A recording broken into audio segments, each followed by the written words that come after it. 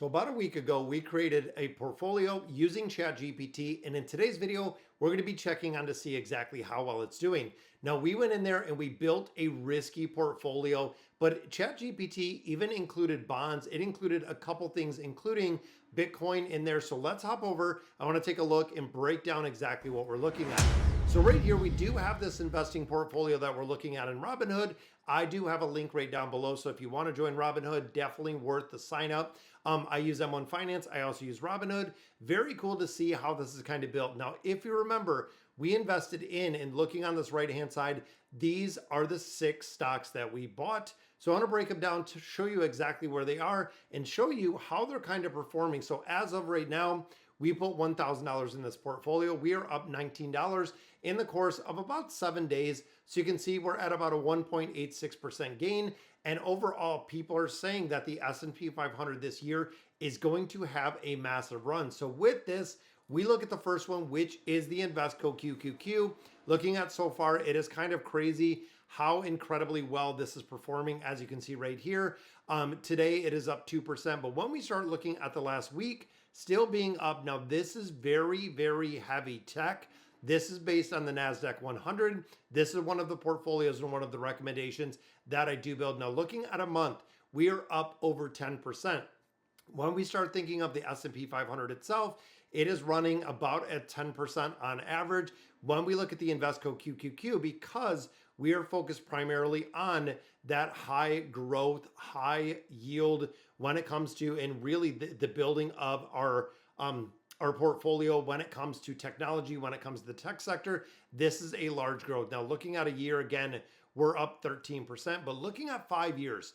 Now, most commonly, when you look at your portfolio or when you look at doubling your money, it takes roughly 7 years. So getting about 100% return every 7 years with compounding, with dividends, with everything else. And you can see over the past 5 years, the Invesco QQQ actually yielded a 123% return, which is honestly kind of crazy because I have held the Invesco QQQ for about that duration. I know I'm going on 5 years with the portfolio that I have, so it's been doing incredibly well with the investing portfolio itself.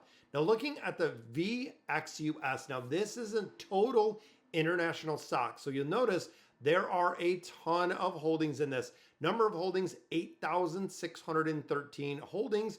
This is a global all cap ex-US, meaning non-US. When we look at this, this is another one. If you want to invest in the international market, this is a very good, solid one to buy. And this, again, was recommended by ChatGPT on where exactly it should perform. You can see in the month, we're up 6%. 3 months, we're up 7. Year to date, we're even at 14. But then we start looking at the 1 year and then the 5 year. Now, when we start thinking of relationship into the total international stock to the performance that we're seeing of the US stocks, or really that QQQ, you can see where in 5 years we have a 43% growth. This is the reason why personally in my portfolios, I do not invest into international stocks because I haven't seen the return, and also because I don't know the companies. I know you could do something like the VTI versus the total international stocks. So investing into everything within the stock market and everything outside of the US stock market, you could do it in totality. But again, when I look at the performance of the S&P 500, when I look at the NASDAQ 100, they are outperforming a majority of the international stocks. And even looking the last 20 years, I believe there might have been 3 or 4 years in totality that the international market actually outpaced or outperformed the US market. So definitely keeping that in mind. Then when we start looking at the rest of the portfolio, we start getting into the VB. Now, this is small cap. So remember, with the NASDAQ, we are looking at the really large cap companies. We are looking at those big, Fortune 500 companies that are very tech heavy with that NASDAQ. The small cap is focused only on 1,353 holdings that are of a certain size or smaller. Now, when we start looking at this, it seems like it's performing pretty well. 3 months, you can see we're negative, even year to date, pretty negative. That means that when you start thinking about the stock market in its entirety, we actually have a big driving force with those large tech stocks, those mega sized companies that are really driving the market in its entirety. Even looking at, again, the 1 year, we're sitting at 3%. The 5 year, we're at 62. So even when it comes to the US market and when it comes to the small cap, within the US market, it is still outperforming the broader index of the international ETFs that we just looked at a minute ago, which again makes me think when I start looking at the small caps, the mid caps, and of course those large caps, they are really driving the force within the United States. And when we even start thinking bigger picture, about 50% of global trade is United States. So that's why tariffs are so important and so imperative when it comes to building out and really investing into the US market. Then we get into ARK. Now, this is an innovation fund. Now, if you're familiar with, and I believe it is Catherine Wood, the ARK Innovation Fund has been underperforming for an incredible amount of time. Even looking down here, and I want to kind of break it down because looking at the reviews, when I built a portfolio in ChatGPT, when I built a portfolio in Copilot, they both recommended this, which this was the only overlap that they recommended, which was pretty interesting. So seeing, 3.5% in a day.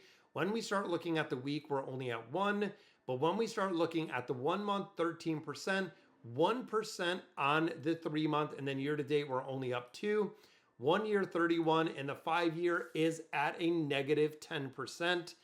Again, this is the reason why I do index investing. This is the reason why I do buy ETFs. When we start looking at the ability to not only pick specific stocks that are going to perform incredibly well, but even when you start bundling all of those stocks together, meaning you're taking a little bit of a higher risk because you have companies that can be segmented out from, different stocks, different ETFs, or building it together. It's interesting to see that most financial advisors cannot outperform the index itself.